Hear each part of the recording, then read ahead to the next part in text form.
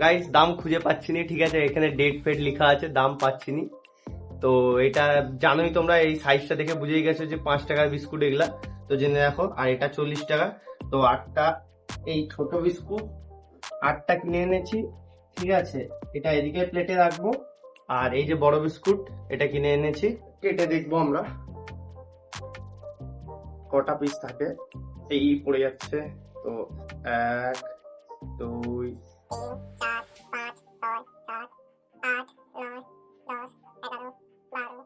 25, 26 আর 27 দেখো ভেঙে গিয়েছে, পুরো ভেঙে গুঁড়া হয়ে গেছে 27। তো গাইস এবার দেখো, তো এটা তো 40 টাকা, তোমরা দাম দেখেই নিয়েছো। আর এগুলা 5টা আনছি, তো 8 × 5 = 40, 40 টাকা হয়েই যাচ্ছে হিসাব মতো।